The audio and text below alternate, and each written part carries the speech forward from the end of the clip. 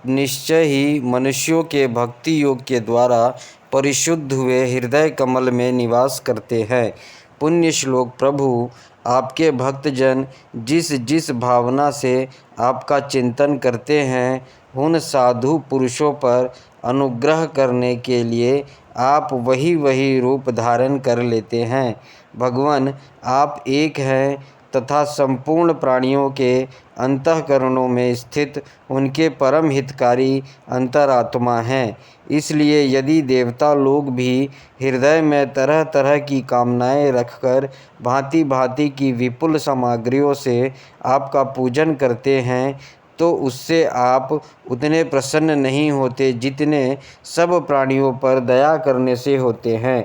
किंतु वह सर्वभूत दया असत पुरुषों को अत्यंत दुर्लभ है। जो कर्म आपके अर्पण कर दिया जाता है, उसका कभी नाश नहीं होता, वह अक्षय हो जाता है। अतः नाना प्रकार के कर्म, यज्ञ, दान, कठिन तपस्या और व्रत आदि के द्वारा आपकी प्रसन्नता प्राप्त करना ही मनुष्य का सबसे बड़ा कर्म फल है। क्योंकि आपकी प्रसन्नता होने पर ऐसा कौन फल है जो सुलभ नहीं हो जाता।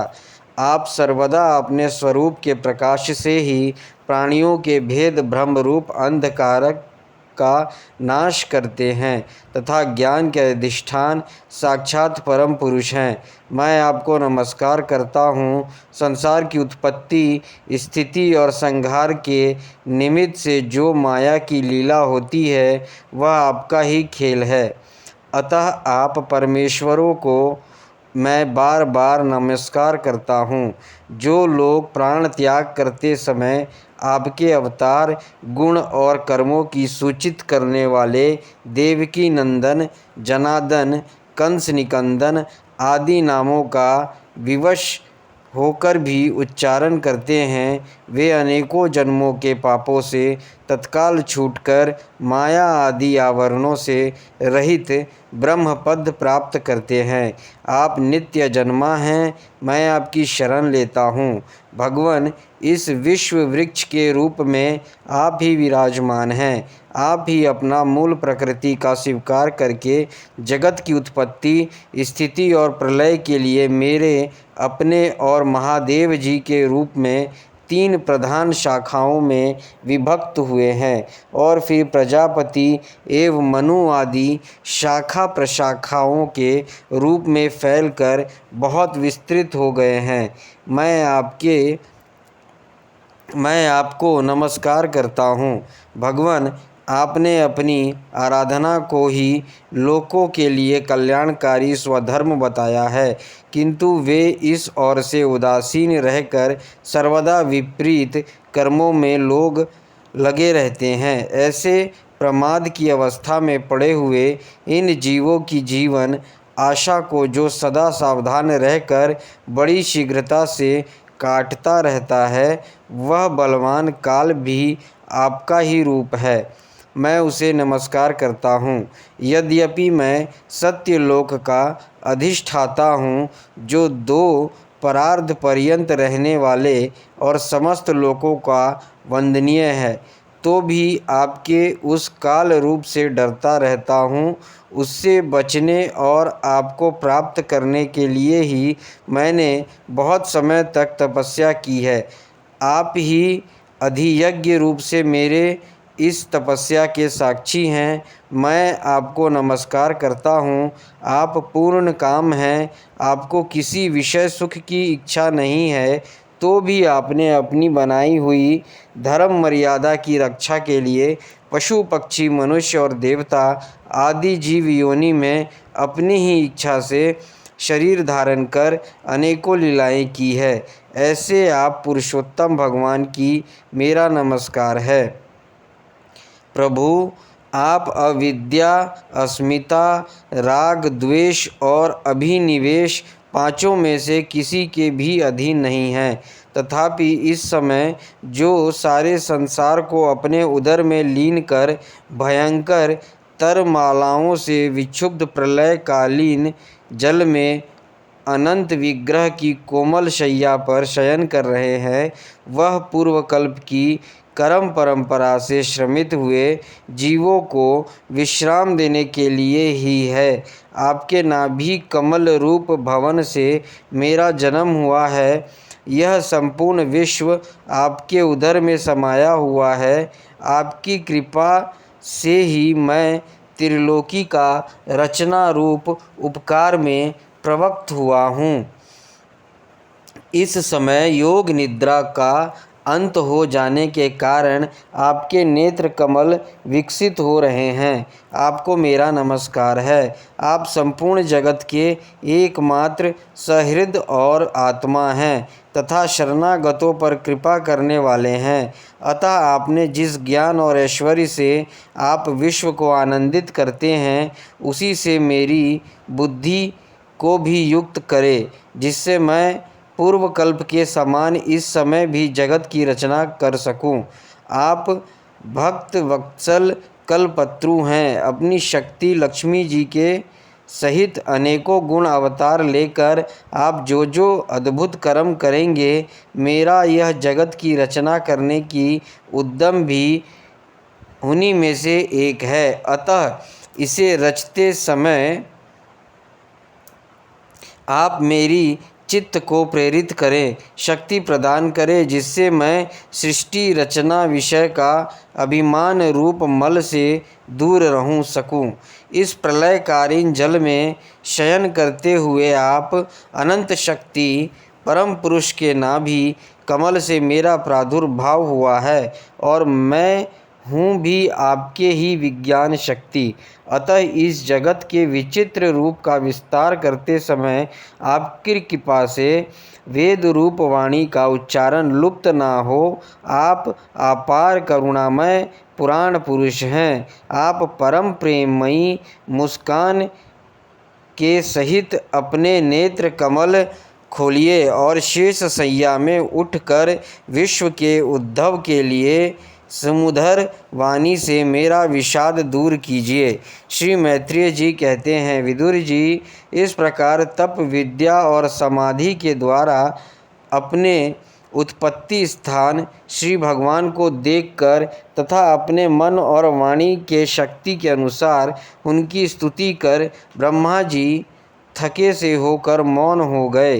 श्री मधुसूदन भगवान ने देखा कि ब्रह्मा जी इस प्रलय जल राशि से बहुत घबराए हुए हैं तथा लोकचरों के विषय में कोई निश्चित विचार न होने के कारण उनका चित्त बहुत खिन्न है।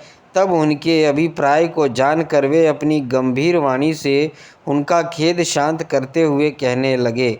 श्री भगवान ने कहा, वेद गर्भ, तुम विषाद के वशीभूत हो, आलस्य ना करो, सृष्टि रचना के उद्यम में तत्पर हो जाओ। तुम मुझसे जो कुछ चाहते हो उसे तो मैं पहले ही कर चुका हूँ। तुम एक बार फिर तप करो और भागवत ज्ञान का अनुष्ठान करो। उनके द्वारा तुम सब लोगों को स्पष्टता अपने अंतःकरण में देखोगे। फिर भक्ति युक्त और समाहित चित्त होकर तुम संपूर्ण लोक और अपने में मुझको व्याप्त देखोगे तथा मुझ में संपूर्ण लोक और अपने आप को देखोगे। जिस समय जीव काष्ठ में व्याप्त अग्नि के समान समस्त भूतों में मुझे ही स्थित देखता है, उस समय वह अपने अज्ञान रूप मल से मुक्त हो जाता है। जब वह अपने को भूत, इंद्रिय, गुण और अंतःकरण से रहित तथा स्वरूपता मुझसे अभिन्न देखता है, तब मोक्ष पद प्राप्त कर लेता है। ब्रह्मा जी नाना प्रकार के कर्म संस्कारों के अनुसार अनेक प्रकार की जीव सृष्टि को रचने की इच्छा होने पर भी तुम्हारा चित्त मोहित नहीं होता। यह मेरी अतिशय कृपा का ही फल है। तुम सबसे पहले मंत्र दृष्टा हो। प्रजा उत्पन्न करते समय भी तुम्हारा मन मुझ में ही लगा रहता है। इसी से पापमय रजोगुण तुमको बांध नहीं पाता। तुम मुझे भूत, इंद्रिय, गुण और अंतकरण से रहित समझते हो। इससे जान पड़ता है कि यद्यपि देहधारी जीवों को मेरे ज्ञान होना बहुत कठिन है, तथापि तुमने मुझे जान लिया है। मेरा आश्रय कोई है या नहीं, इस संदेह से तुम कमलनाल के द्वारा जल में उसका मूल खोज रहे थे, सो मैंने तुम्हें अपना यह स्वरूप अंतःकरण में ही दिखलाया है। प्यारे ब्रह्मा जी, तुमने जो मेरी कथाओं के वैभव से युक्त मेरी स्तुति की है और तपस्या में जो तुम्हारी निष्ठा है, वह भी मेरी ही कृपा का फल है। लोक रचना की इच्छा से तुमने सगुण प्रतीत होने पर भी जो निर्गुण रूप से मेरी वर्णन करते हुए स्तुति की है, उससे मैं बहुत प्रसन्न हूँ। तुम्हारा कल्याण हो। मैं समस्त कामनाओं और मनोरथों को पूर्ण करने में समर्थ हूँ। जो पुरुष नित्य प्रति इस स्तोत्र द्वारा स्तुति करके मेरा भजन करेगा, उस पर मैं शीघ्र ही प्रसन्न हो जाऊँगा। तत्ववेत्ताओं को मत है कि पूर्त तप, यज्ञ, दान, योग और समाधि आदि साधनों से प्राप्त होने वाला जो परम कल्याण में फल है, वह मेरी प्रसन्नता ही है। विधाता में आत्माओं का भी आत्मा और स्त्री पुत्र आदि प्रियों का भी प्रिय हूँ। देह आदि भी मेरे लिए ही प्रिय है, अतः मुझसे ही प्रेम करना चाहिए। ब्रह्मा जी, त्रिलोकी को तथा जो प्रजा इस समय मुझमें लीन है, उसे तुम पूर्व कल्प के समान मुझसे उत्पन्न हुए अपने सर्ववेदमय स्वरूप से स्वयं ही रचो। श्री मैत्रेय जी कहते हैं, प्रकृति और पुरुष के स्वामी कमलनाभ भगवान सृष्टिकर्ता ब्रह्मा जी को इस प्रकार जगत की अभिव्यक्ति करवाकर अपने उस नारायण रूप से अदृश्य हो गए। 10वां अध्याय 10 प्रकार की सृष्टि का वर्णन। विदुर जी ने कहा, मुनिवर, भगवान नारायण के अंतर्ध्यान हो जाने पर संपूर्ण लोकों के पितामह ब्रह्मा जी ने अपनी देह और मन से कितने प्रकार की सृष्टि उत्पन्न की। भगवान, इनकी सिवा मैंने आपसे और जो जो बातें पूछी हैं, उन सब का भी क्रमश वर्णन कीजिए और मेरे सब संशय को दूर कीजिए, क्योंकि आप सभी बहुज्ञों में श्रेष्ठ हैं। सूत जी कहते हैं, शौनक जी, विदुर जी के इस प्रकार पूछने पर मुनिवर मैत्रेय जी बड़े प्रसन्न हुए और अपने हृदय में स्थित उन प्रश्नों को इस प्रकार उत्तर देने लगे।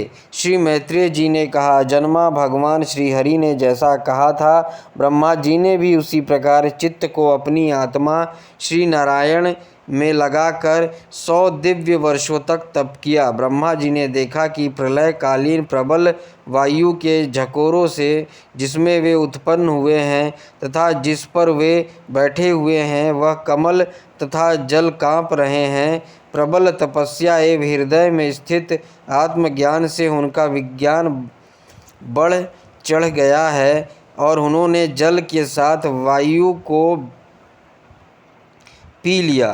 फिर जिस पर स्वयं बैठे हुए थे, उस आकाशव्यापी कमल को देखकर उन्होंने विचार किया कि पूर्व कल्प में लीन हुए लोकों को मैं इसी से रचूँगा। तब भगवान के द्वारा सृष्टि कार्य में नियुक्त ब्रह्मा जी ने उस कमल कोश में प्रवेश किया और उसे एक के ही भू, भुवः, स्वः ये तीनों भाग किए। यद्यपि वह कमल इतना बड़ा था कि उसके 14 भुवन या इससे भी अधिक लोकों के रूप में विभाग किए जा सकते थे।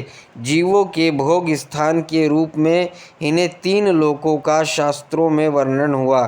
जो निष्काम कर्म करने वाले हैं, उन्हें मह, तप, जन और सत्यलोक रूप ब्रह्मलोक की प्राप्ति होती है। विदुर जी ने कहा, ब्राह्मण, आपने अद्भुत कर्मा विश्व रूप श्री हरि की जिस काल नामक शक्ति की बात कही थी, प्रभु इसका कृपया विस्तार पूर्वक वर्णन कीजिए।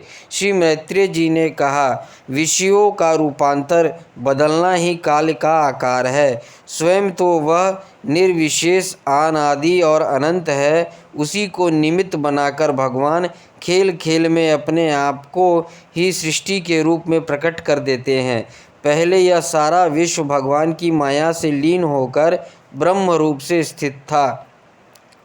उसी को अव्यक्त मूर्ति काल के द्वारा भगवान ने पुनः पृथक रूप से प्रकट किया है। यह जगत जैसा अब है वैसा ही पहले था और भविष्य में भी वैसा ही रहेगा। इसकी सृष्टि 9 प्रकार की होती है तथा प्राकृत वैकृत भेद से एक 10वीं सृष्टि और भी है, और इसका प्रलय काल द्रव्य तथा गुणों के द्वारा 3 प्रकार से होता है। अब पहले मैं 10 प्रकार की सृष्टि का वर्णन करता हूँ। पहली सृष्टि महतत्व की है। भगवान की प्रेरणा से सत्यवादी गुणों में विषमता होना ही इसके स्वरूप है। दूसरी सृष्टि अहंकार की है, जिससे पृथ्वी आदि पंचभूत एवं ज्ञानेंद्रियाँ और कर्मेंद्रियाँ की उत्पत्ति होती है।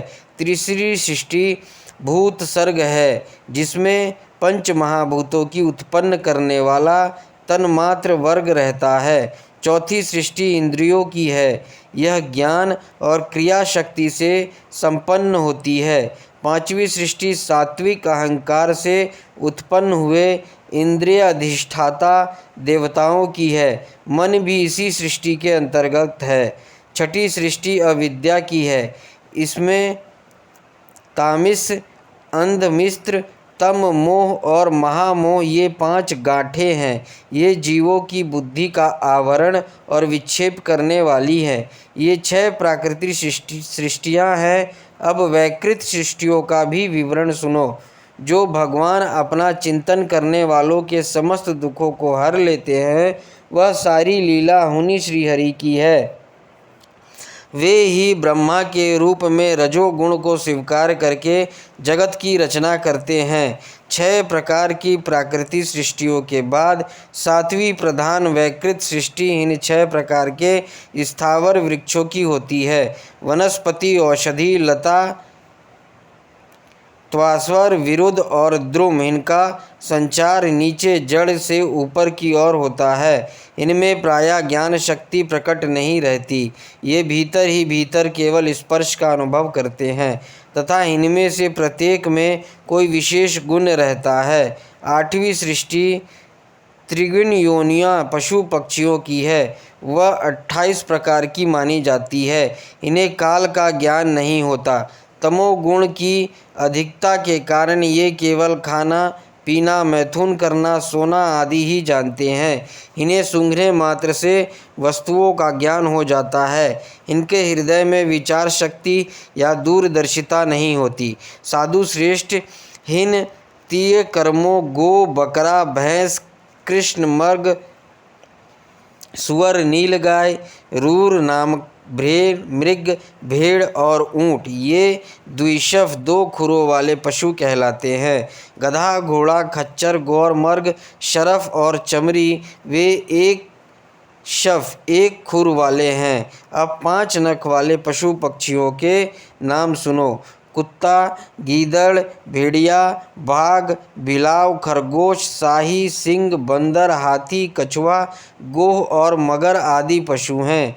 कंक, बगुला, गिद्ध, बटेर, बाज, भांस, भल्लुक, मोर, हंस, सारस, चकवा, कौवा और उल्लू आदि उड़ने वाले जीव पक्षी कहलाते हैं। विदुर जी, 9वीं सृष्टि मनुष्यों की है। यह एक ही प्रकार की है।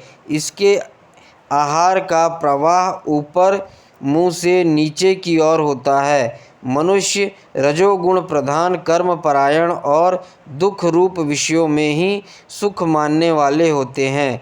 स्थावर, पशु पक्षी और मनुष्य, ये तीनों प्रकार की सृष्टियाँ तथा आगे कहा जाने वाला देव सर्ग वैकृत सृष्टि है तथा जो महतत्व आदि रूप वैकारिक देव सर्ग है, उसकी गणना पहले प्राकृतिक सृष्टि में की जा चुकी है। इनके अतिरिक्त सनंत कुमार आदि ऋषियों का जो कौमार सर्ग है, वह प्राकृत वैकृत दोनों प्रकार का है। देवता, पितर, असुर, गंधर्व, अप्सरा, यक्ष, राक्षस, सिद्ध, चारण, विद्याधर, भूत, प्रेत, पिशाच और किन्नर किमपुरुष, अश्वमुख आदि भेद से देव सृष्टि 8 प्रकार की है। विदुर जी, इस प्रकार जगतकर्ता श्री ब्रह्मा जी की रची हुई यह 10 प्रकार की सृष्टि मैंने तुमसे कही। अब आगे मैं वंश और मनवंतर आदि का वर्णन करूँगा। इस प्रकार सृष्टि करने वाले सत्य संकल्प भगवान हरि ही ब्रह्मा के रूप से प्रत्येक कल्प के आदि में रजोगुण से व्याप्त होकर स्वयं ही जगत के रूप में अपनी ही रचना करते हैं। 11वां अध्याय मनवंतर आदि काल विभाग का वर्णन। श्री मैत्रेय जी कहते हैं, विदुर जी, पृथ्वी आदि कार्य वर्ग का जो सूक्ष्मता अंश है, जिसका और विभाग नहीं हो सकता तथा जो कार्य रूप को प्राप्त नहीं हुआ है और जिसका अन्य परमाणुओं के साथ संयोग भी नहीं हुआ है, उसे परमाणु कहते हैं। इस अनेक परमाणुओं के परस्पर मिलने से ही मनुष्यों का भ्रमवश उनके समुदाय रूप एक अवयवों की प्रतीत होती है। यह परमाणु जिसका सूक्ष्मता अंश है, उसे सामान्य स्वरूप से स्थित उस पृथ्वी आदि कार्यों की एकता, समुदाय अथवा समग्र रूप का नाम परम महान है। इस समय उसमें ना तो प्रलय आदि अवस्था भेद की स्फूर्ति होती है, ना नवीन प्राचीन आदि काल भेद का भान होता है, और ना घट आदि वस्तु भेद की ही कल्पना होती है। साधु श्रेष्ठ, इस प्रकार यह वस्तु की सूक्ष्मतम और महत्तम स्वरूप का विचार हुआ। इसी के सादृश्य से परमाणु आदि अवस्थाओं में व्याप्त होकर व्यक्त पदार्थों को भोगने वाले सृष्टि आदि में समर्थ अव्यक्त स्वरूप भगवान काल की भी सूक्ष्मता और स्थूलता का अनुमान किया जा सकता है। जो काल प्रपंच की परमाणु जैसी सूक्ष्म अवस्था में व्याप्त रहता है, वह अत्यंत सूक्ष्म है, और जो सृष्टि से लेकर प्रलय पर्यंत उसकी कभी अवस्थाओं का भोग करता है, वह परम महान है। 2 परमाणु मिलकर एक अणु होता है, और 3 अणुओं के मिलने से एक त्रैसेर रेणु होता है, जो झरोकों में से होकर आई हुई सूर्य की किरणों के प्रकाश में आकाश में उड़ता देखा जाता है। ऐसे 3 त्रैसेरेणु आकाओं के पार करने में सूर्य को जितना समय लगता है, उसे त्रुटि कहते हैं। इससे 100 गुना काल वेद कहलाता है, और 3 वेद का एक लव होता है। 3 लवों का एक निमेष और 3 निमेष को एक क्षण कहते हैं। 5 क्षण की एक काष्ठा होती है, और 15 काष्ठा का एक लघु, 15 लघु की एक नाड़िका दंड कही जाती है।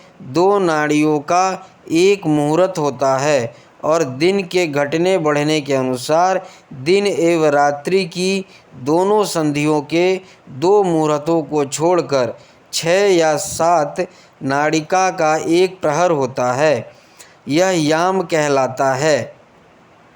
जो मनुष्य के दिन या रात का चौथा भाग होता है, 6 पल तांबे का एक ऐसा बर्तन बनाया जाए जिसमें एक प्रस्त जल आ सके, और 4 मास से सोने की 4 उंगली लंबी सलाई बनवाकर उसके द्वारा उस बर्तन के पेंदे में छेद करके उसे जल में छोड़ दिया जाए। जितने समय में एक प्रस्त जल उस बर्तन में भर जाए, वह बर्तन जल में डूब जाए, उतने समय को एक नाड़िका कहते हैं।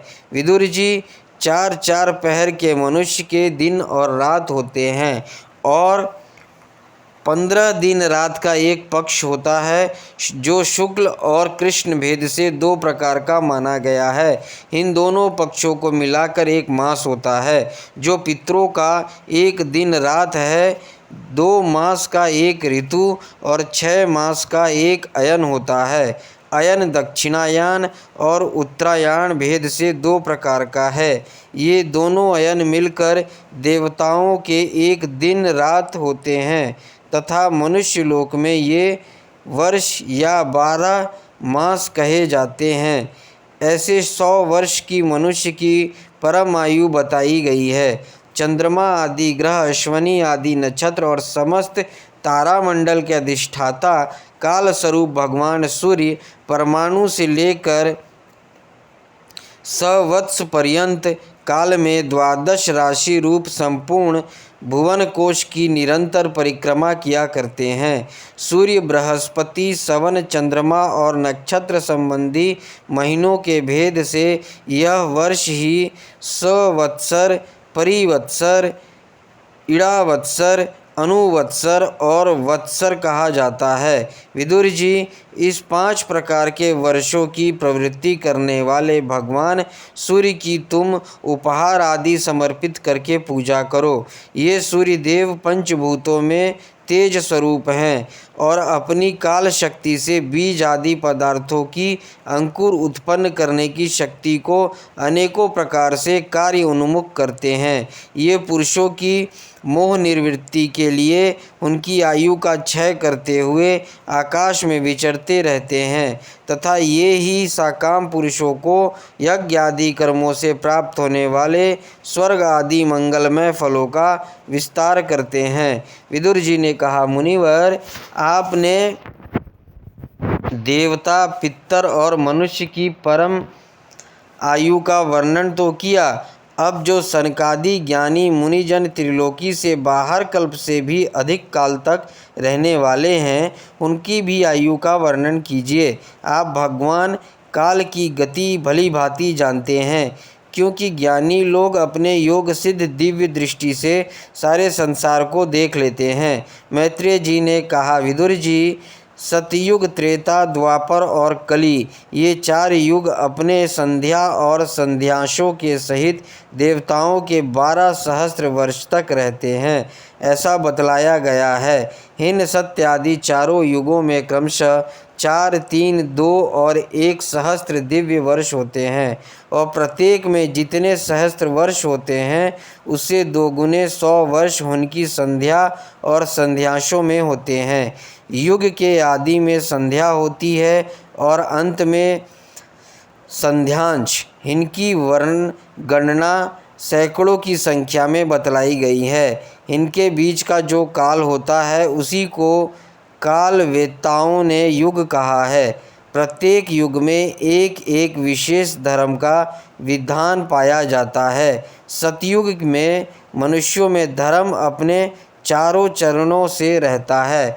फिर अन्य युगों में अधर्म की वृद्धि होने से उसका एक एक चरण क्षीण होता जाता है।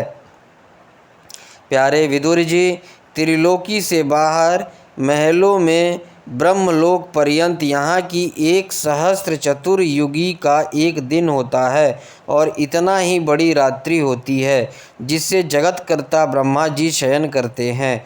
उस रात्रि का अंत होने पर इस लोक का कल्प आरंभ होता है।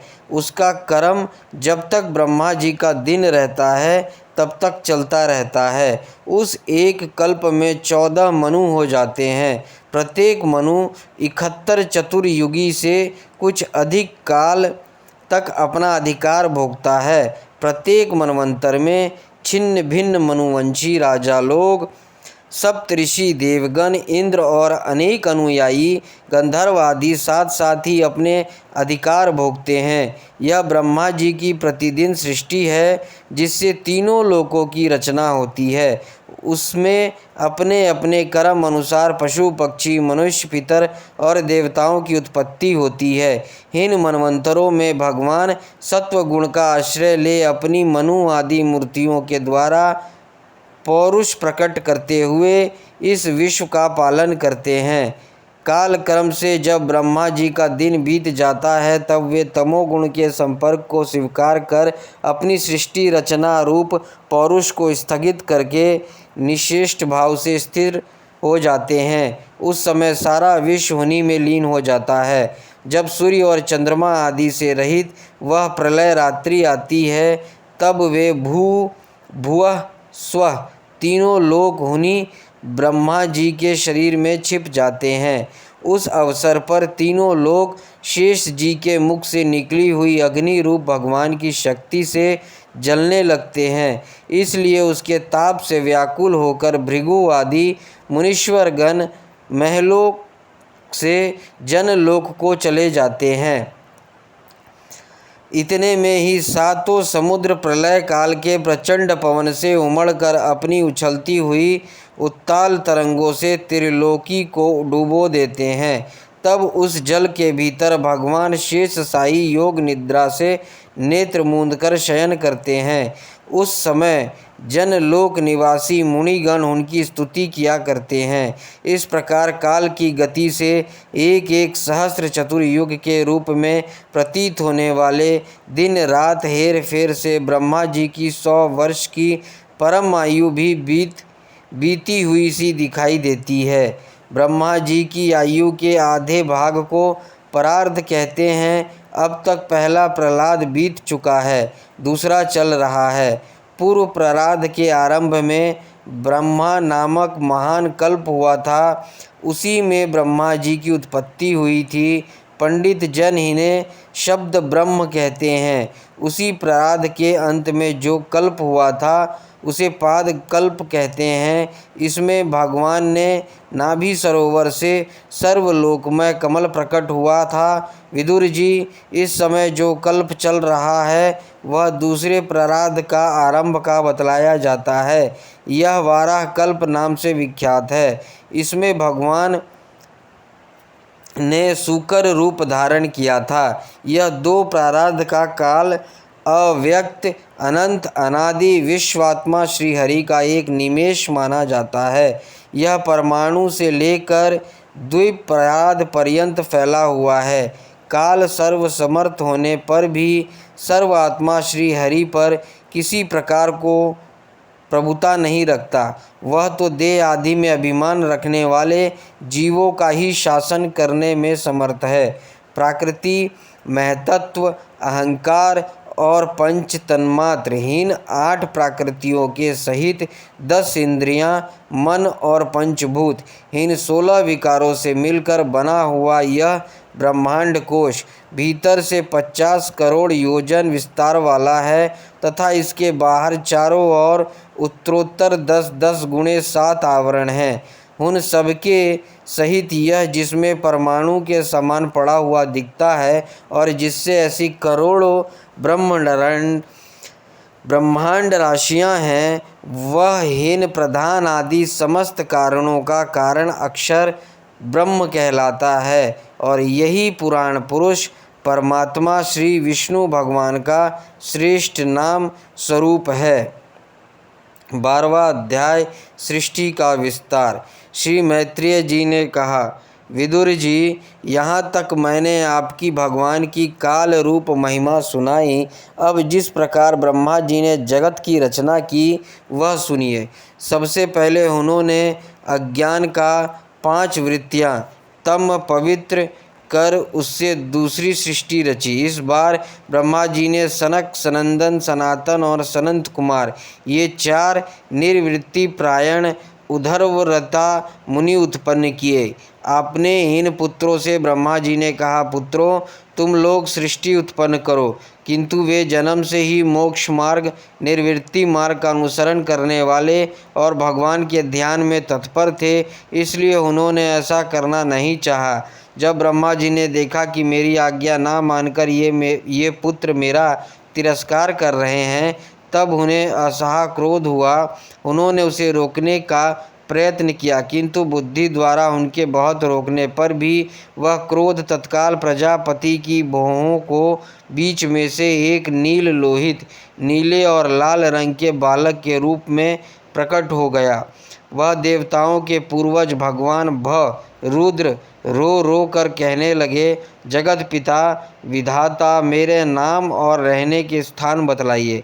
तब कमल योनि भगवान ब्रह्मा ने उस बालक की प्रार्थना पूर्ण करने के लिए मधुर वाणी में कहा, रो मत, मैं अभी तुम्हारी इच्छा पूरी करता हूँ। देवश्रेष्ठ, तुम जन्म लेते ही बालक के समान फूट फूट कर रोने लगे, इसलिए प्रजा तुम्हें रुद्र नाम से पुकारेगी। तुम्हारे रहने के लिए मैंने पहले से ही हृदय, इंद्रिय, प्राण, आकाश, वायु, अग्नि, जल, पृथ्वी, सूर्य, चंद्रमा और तप ये स्थान रच दिए हैं। तुम्हारे नाम मन्यु, मनु, महिनस, महान, शिव, ऋतुध्वज, उग्रता, भव, काल, वामदेव और धृतव्रत होंगे। तथा घी, वृत्ति, उष्णा, उमा, नियुक्त, सर्पी, इला, अंबिका, इरावती, सुधा और दीक्षा, ये 11 रुद्राणियाँ तुम्हारी पत्नियाँ होंगी। तुम उपयुक्त नाम, स्थान और स्त्रियों को स्वीकार करो और इनके द्वारा बहुत सी प्रजा उत्पन्न करो, क्योंकि तुम प्रजापति हो। लोक पिता ब्रह्मा जी से ऐसी आज्ञा पाकर भगवान नील लोहित बल, आकार और स्वभाव में अपने ही जैसी प्रजा उत्पन्न करने लगे।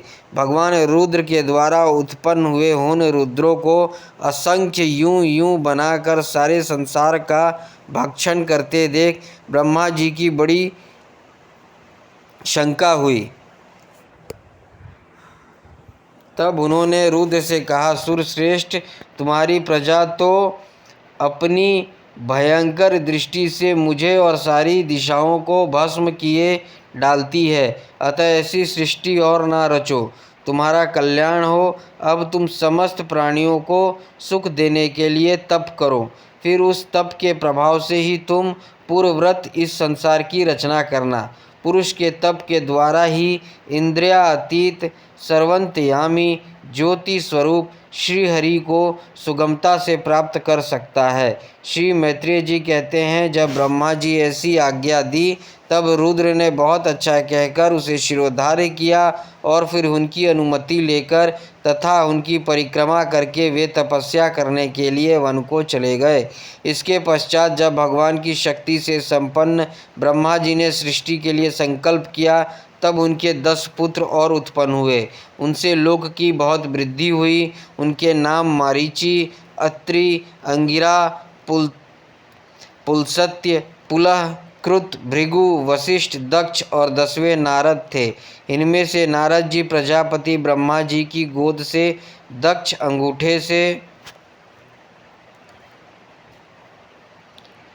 वशिष्ठ प्राण से, भृगु त्वचा से, कृत हाथ से, पुलह नाभि से, पुलस्त्य ऋषि कानों से, अंगिरा मुख से, अत्रि नेत्रों से और मरीचि मन से उत्पन्न हुए। फिर उनके दाएं स्तन से धर्म उत्पन्न हुआ, जिसकी पत्नी मूर्ति से स्वयं नारायण अवतीर्ण हुए तथा उनकी पीठ से अधर्म का जन्म हुआ और उससे संसार को भयभीत करने वाला मृत्यु उत्पन्न हुआ। इस प्रकार ब्रह्मा जी के हृदय काम से, भौहों से क्रोध, नीचे के होठ से लोभ, मुख से वाणी की अधिष्ठात्री देवी सरस्वती, लिंग से समुद्र, गुदा से पाप का निवास स्थान निरृति, छाया से देवहूति के पति भगवान कदर्म जी उत्पन्न हुए। इसी तरह वह सारा जगत करता ब्रह्मा जी के शरीर और मन से उत्पन्न हुआ। विदुर जी, भगवान ब्रह्मा की कन्या सरस्वती बड़ी ही सुकुमारी और मनोहर थी। हमने सुना है एक बार उसे देखकर ब्रह्मा जी काम मोहित हो गए थे। यद्यपि वह स्वयं वासनाहीन थी, उन्हें ऐसा अधर्ममय संकल्प करते देख उनके पुत्र मारीचि आदि ऋषियों ने उन्हें विश्वासपूर्वक समझाया, पिताजी आप समर्थ हैं, फिर भी अपने मन में उत्पन्न हुए काम के वेग को ना रोककर पुत्री गमन जैसा दुस्तर पाप करने का संकल्प कर रहे हैं। ऐसा तो आपसे पूर्ववर्ती किसी भी ब्रह्मा ने नहीं किया और ना आगे ही कोई करेगा। जगत गुरु, आप जैसे तेजस्वी पुरुषों को भी ऐसा काम शोभा नहीं देता, क्योंकि आप लोगों के आचरणों को अनुसरण करने से ही तो संसार का कल्याण होता है। जिन श्री भगवान ने अपने स्वरूप में स्थित इस जगत को अपने ही तेज से प्रकट किया है, उन्हें नमस्कार है। इस समय वे ही धर्म की रक्षा कर सकते हैं। अपने पुत्र मारीचि आदि प्रजापतियों को अपने सामने इस प्रकार कहते देख प्रजापतियों के पिता ब्रह्मा जी बड़े लज्जित हुए और उन्होंने उस शरीर को उस समय छोड़ दिया। तब उस घोर शरीर को दिशाओं ने ले लिया। बड़ी कोहरा हुआ, जिसे अंधकार भी कहते हैं। एक बार ब्रह्मा जी यह सोच रहे थे कि मैं पहले की तरह सुव्यवस्थित रूप से सब लोकों की रचना किस प्रकार करूं। इस समय उनके 4 मुखों से 4 वेद प्रकट हुए। इनके सिवा उपवेद, न्यायशास्त्र, होता, उद्गाता, अथर्वयु और ब्रह्मा इन 4 ऋतुजों की कर्म यज्ञों का विस्तार, धर्म के 4 चरण और 4 आश्रम तथा उनकी वृत्तियाँ, ये सब भी ब्रह्मा जी के मुखों से ही उत्पन्न हुए। विदुर जी ने पूछा, तपोधन विश्व रचयिताओं के स्वामी श्री ब्रह्मा जी ने जब अपने मुख से इन वेदादि को रचा तो उन्होंने अपने किस मुख से कौन वस्तु उत्पन्न की, यह आप कृपा करके मुझे बतलाइए। श्री मैत्रेय जी ने कहा, विदुर जी, ब्रह्मा ने अपने पूर्व, दक्षिण, पश्चिम और उत्तर के मुख से क्रमशः ऋकु, यजु, साम और अर्थ वेदों को रचा तथा उसी क्रम से शास्त्र, इज्जा, स्तुतियों और प्रायश्चित इन 4 की रचना की। इसी प्रकार आयुर्वेद, धनुर्वेद, मांधर्व वेद और स्थापल वेद अर्थात शिल्प विद्या, इन 4 उपवेदों को भी क्रमश इन पूर्वादि मुखों से ही उत्पन्न किया। फिर सर्वदर्शी भगवान ब्रह्मा ने अपने 4 मुखों से इतिहास पुराण रूप 5वां वेद बनाया। इसी क्रम से षोडशी और उक्त चयन और अग्निष्टोम, आप त्र्योम और अतिरात्र तथा वाजपेय और गौसव, ये 2 याग भी उनके पूर्वादि मुखों से ही उत्पन्न हुए। विद्या, दान, तप और सत्य, ये धर्म के 4 पाद और वृत्तियों के सहित 4 आश्रम भी इसी क्रम से प्रकट हुए। सावित्र, प्रजापत्य, ब्रह्मा और बृहत, ये 4 वृत्तियाँ ब्रह्मचारी की है तथा वार्ता, संचय, शालीन और शिलोक्ष, ये 4 वृत्तियाँ गृहस्थ की है। इसी प्रकार वृत्ति भेद से वैखान से वालिख्य, औटुंबर और फेनप, ये 4 भेद वानप्रस्थों के तथा कुटी, चक्र, बहुदक, हंस और निष्क्रिय परमहंस, ये 4 भेद सन्यासियों के हैं। इस क्रम से अनारक्षिकी, त्रियोवार्ता और दंड नीति, ये 4 विद्याएं तथा 4 विहायतें भी ब्रह्मा जी के 4 मुखों से उत्पन्न हुई तथा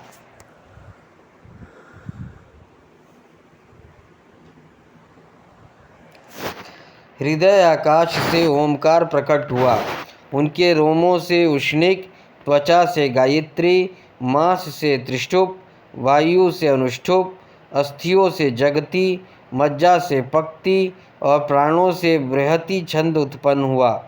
ऐसे ही उनका जीव स्पर्श वर्ण और देह स्वर वर्ण कहलाया। उनकी इंद्रियों को ऊष्मा वर्ण और बल को अंतस्थ कहते हैं तथा उनकी क्रीड़ा से निषाद, ऋषभ, गंधार, षडज, मध्यम, देवेत और पंचम, ये 7 स्वर हुए। हे तात, ब्रह्मजी शब्द ब्रह्म स्वरूप हैं। ये वैखरी रूप व्यक्त और ओमकार रूप से अव्यक्त हैं तथा उनसे परे जो सर्वत्र परिपूर्ण पर ब्रह्म हैं, वही अनेकों प्रकार की शक्तियों से विकसित होकर इंद्र आदि रूप में वास कर रहा है। विदुर जी, ब्रह्मा जी ने पहला काम आसक्त शरीर जिससे कुहरा बना था छोड़ने के बाद दूसरा शरीर धारण कर विश्व विस्तार का विचार किया। वे देख चुके थे कि मारीची आदि महान शक्तिशाली ऋषियों से भी सृष्टि का विस्तार अधिक नहीं हुआ, अतः वे मन ही मन पुनः चिंता करने लगे। अहो, बड़े आश्चर्य है, मेरे नियंत्रण प्रयत्न करने पर भी प्रजा की वृद्धि नहीं हो रही। मालूम होता है कि इसमें देव ही कुछ विघ्न डाल रहे हैं। जिस समय यथाउचित क्रिया करने पर श्री ब्रह्मा जी इस प्रकार देव के विषय में विचार कर रहे थे, उसी समय अकस्मात उनके शरीर के 2 भाग हो गए। क ब्रह्मा जी का नाम है, उन्हीं से विभक्त होने के कारण शरीर को काय कहते हैं। उन दोनों विभागों से एक स्त्री पुरुष का जोड़ा प्रकट हुआ। उनमें जो पुरुष था वह सर्वभूषण सम्राट स्वयंभू मनु हुए और जो स्त्री थी वह उनकी महारानी शतरूपा हुई। तब से मिथुन धर्म से प्रजा की वृद्धि होने लगी। महाराज स्वयंभू मनु ने शांत रूपा से 5 संतानें उत्पन्न की। साधु शिरोमणि विदुर जी, उनमें प्रियव्रत और उत्तानपाद 2 पुत्र थे तथा आकृति, देवहूति और प्रसूति 3 कन्याएं थीं। मुनिजन आकृति का विवाह रुचि प्रजापति से किया। मझली कन्या देवहूति कदर्म जी को दी और प्रसूति दक्ष प्रजापति को। इन तीनों कन्याओं की संतति से सारा संसार भर गया। 13वां अध्याय, वाराह अवतार की कथा। श्री सुखदेव जी ने कहा, राजन, मुनिवर मैत्रेय जी के मुख से यह परम पुण्यमयी कथा सुनकर श्री विदुर जी फिर पूछा, क्योंकि भगवान की लीला कथा में इनका अत्यंत अनुराग हो गया था। विदुर जी ने कहा, मुने, स्वयंभू ब्रह्मा जी के प्रिय पुत्र महाराज स्वयंभू मनु ने अपनी प्रिय पत्नी शतरूपा को पाकर फिर क्या किया? आप साधु शिरोमणि हैं, आप मुझे आदिराज राजऋषि स्वयंभू मनु का पवित्र चरित्र सुनाइए। वे विष्णु भगवान के शरण पात्र थे, इसलिए उनका चरित्र सुनने में मेरा बहुत श्रद्धा है। जिनके हृदय में श्री मुकुंद के चरण अरविंद विराजमान हैं, उन भक्तजनों के गुणों का श्रवण करना ही मनुष्य को बहुत दिनों तक किए हुए शास्त्र अभ्यास के श्रम का मुख्य फल है, ऐसे विद्वानों का श्रेष्ठ मत है। श्री सुखदेव जी कहते हैं, राजन, विदुर जी के सहस्त्र शीर्षा भगवान श्री हरि के चरण आश्रित भक्त थे। उन्होंने जब विनय पूर्वक भगवान की कथा के लिए प्रेरणा की, तब मुनिवर मैत्रेय का रोम रोम खिल उठा। उन्होंने कहा, श्री मैत्रेय जी बोले, जब अपनी भार्या शतरूपा के साथ स्वयंभू मनु का जन्म हुआ, तब उन्होंने बड़ी नम्रता से हाथ जोड़कर श्री ब्रह्मा जी से कहा, भगवान, एकमात्र आप ही समस्त जीवों के जन्मदाता हैं और जीविका प्रदान करने वाले पिता हैं। तथापि इस आपकी संतान ऐसा कौन सा कर्म करे जिससे आपकी सेवा बन सके? पूज्य आपाद, हम आपको नमस्कार करते हैं। आप हमसे हो सकने योग्य किसी ऐसे कार्य के लिए हमें आज्ञा दीजिए जिससे इस लोक में हमारी सर्वत्र कीर्ति हो और परलोक में सद्गति प्राप्त हो सके। श्री ब्रह्मा जी ने कहा, तात, पृथ्वी पते, तुम दोनों को कल्याण हो। मैं तुमसे बहुत प्रसन्न हूँ, क्योंकि तुमने निष्कपट भाव से मुझे आज्ञा दीजिए यूँ कहकर मुझे आत्मसमर्पण किया है। वीर पुत्रों को अपने पिता की इस रूप में पूजा करनी चाहिए। उन्हें उचित है कि दूसरों के प्रति ईर्ष्या का भाव न रखकर जहाँ तक बने उनकी आज्ञा का आदरपूर्वक सावधानी से पालन करें। तुम अपनी इस भार्या से अपने ही समान गुणवंती संतति उत्पन्न करके धर्म पूर्वक पृथ्वी का पालन करो और यज्ञों द्वारा श्री हरि की आराधना करो। राजन, प्रजा पालन से मेरा बड़ी सेवा होगी और तुम्हें प्रजा का पालन करते देखकर भगवान श्री हरि भी तुमसे प्रसन्न होंगे। जिन पर यज्ञ मूर्ति जनार्दन भगवान प्रसन्न नहीं होते, उनका सारा श्रम व्यर्थ ही होता है, क्योंकि वे तो एक प्रकार से अपने आत्मा को ही अनादर करते हैं। मनु जी ने कहा, पाप का नाश करने वाले पिताजी, मैं आपकी आज्ञा का पालन अवश्य करूँगा, किंतु आप इस जगत में मेरे और मेरी भावी प्रजा के रहने के लिए स्थान बतलाइए। देव, जब सब जीवों का निवास स्थान पृथ्वी इस समय प्रलय के जल में डूबी हुई है,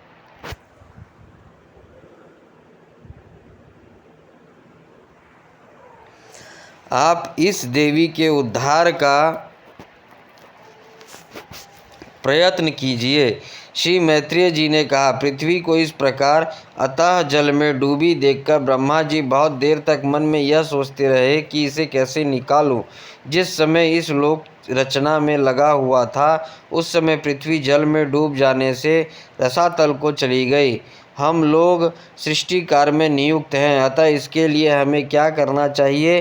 अब तो जिनके संकल्प मात्र से मेरा जन्म हुआ है, वे सर्वशक्तिमान श्रीहरि ही मेरा यह काम पूरा करे।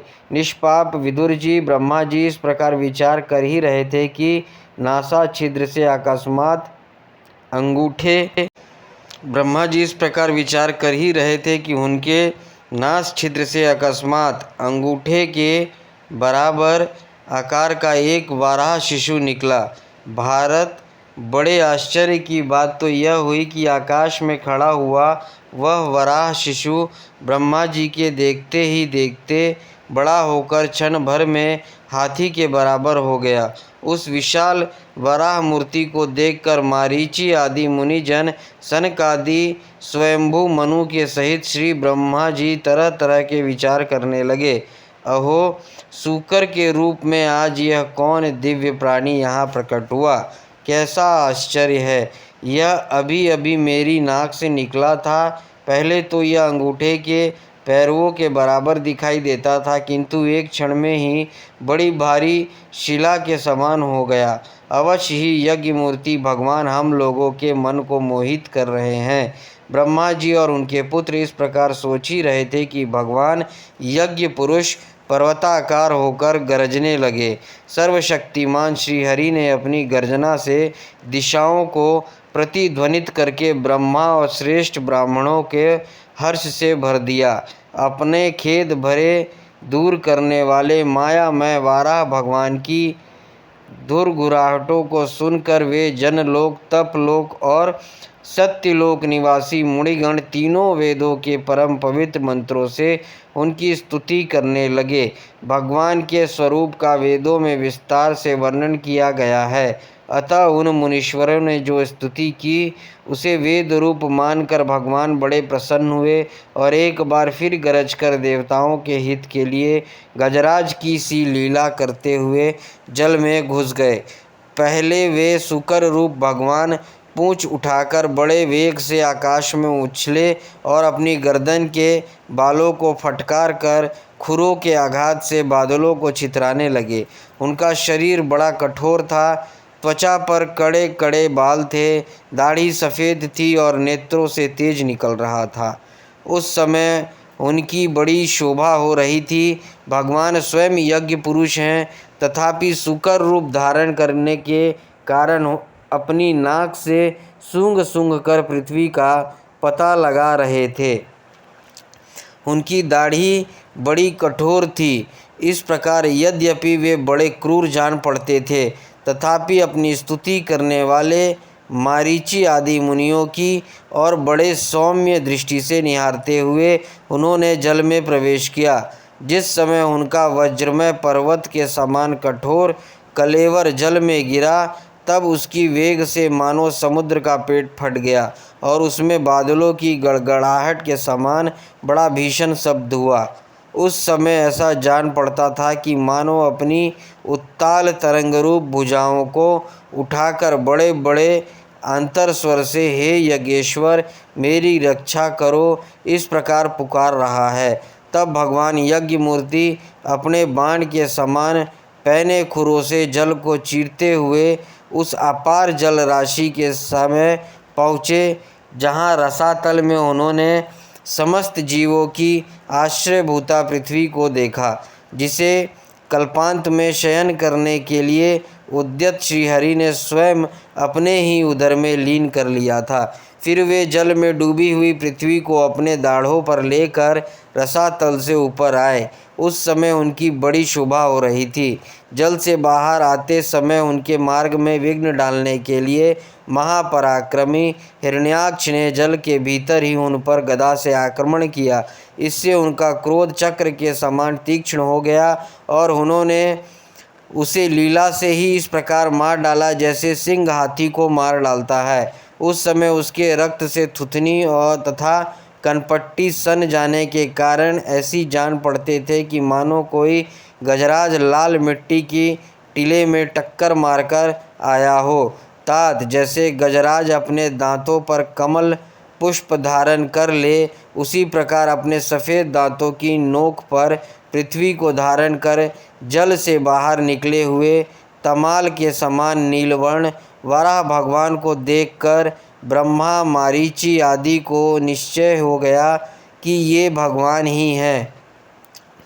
तब वे हाथ जोड़कर वेद वाक्यों में उनकी स्तुति करने लगे। ऋषियों ने कहा, भगवान अजित आपकी जय हो, जय हो। यज्ञपते, आप अपने वेत्रीय रूप विग्रह को फटकार रहे हैं, आपको नमस्कार है।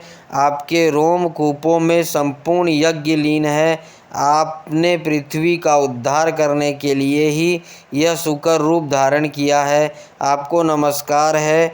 देव दुराचारियों के आपके इस शरीर का दर्शन होना अत्यंत कठिन है, क्योंकि यह यज्ञ रूप है। इसकी त्वचा में गायत्री आदि छंद, रोमावली में कुश, नेत्रों में घृत तथा चारों चरणों में होता है। अधर्व्यू, उद्गाता और ब्रह्मा, इन चारों ऋतुर्वजों के कर्म हैं। ईर्ष आपकी थुथनी, मुख के अयरभाग में स्त्रुक है, नासिका छिद्रों में स्त्रुवा है, उदर में ईड़ा यज्ञ भक्षण पात्र है, कानों में चमस है, मुख में प्राशित्र ब्रह्म भाग पात्र है और कंठ छिद्रा में ग्रह सोम पात्र है। भगवान, आपका जो चबाना है वही अग्निहोत्र है। बार बार अवतार लेना यज्ञ स्वरूप आपकी दीक्षणीय इष्टि है। गर्दन 3 इष्टियाँ हैं, दोनों दाढ़े प्रणीय बाद की इष्टि और उदयनीय यज्ञ समाप्ति की इष्टि है। जीवा प्रामर्य, प्रत्येक उपसद के पूर्व किया जाने वाला महावीर नामक कर्म है। फिर सभ्य और अवसद्य है तथा प्राण चित्त है।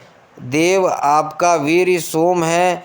आसन प्रात सवनादि 3 सेवन है। सातों धातु अग्निष्ठोम, अत्याग्निष्ठोम, उक्त षोडशी वाजपेय, अतिरात्र और आप्तोयाम नाम की 7 संस्थाएं हैं तथा शरीर की संध्या संपूर्ण सन है। इस प्रकार आप संपूर्ण यज्ञ और क्रतुरूप हैं। यज्ञ अनुष्ठान निष्ठियाँ आपकी अहंकारों के मिलाए रखने वाली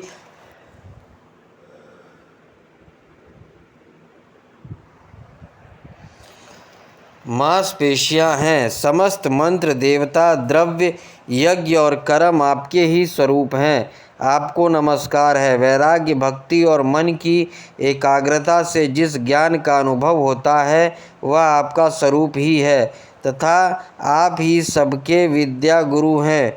आपको हीन पुनः पुनः प्रणाम है। पृथ्वी को धारण करने वाले भगवान, आपकी दाढ़ों की नोक पर रखी हुई यह पर्वत आदि मंडित पृथ्वी ऐसी सुशोभित हो रही है जैसे वन में से निकलकर बाहर आए हुए किसी गजराज के दांतों पर पत्रयुक्त कमलिनी रखी है। आपके दांतों पर रखे हुए भूमंडल के सहित आपका यह वेदमय 12 विग्रह ऐसे सुशोभित हो रहा है जैसे शिखरों पर छाई हुई मेघमाल से कुल पर्वत के शोभा होती है। नाथ, चराचर जीवों के सुखपूर्वक रहने के लिए आप अपनी पत्नीहीन जगन माता पृथ्वी को जल पर स्थापित कीजिए। आप जगत के पिता हैं और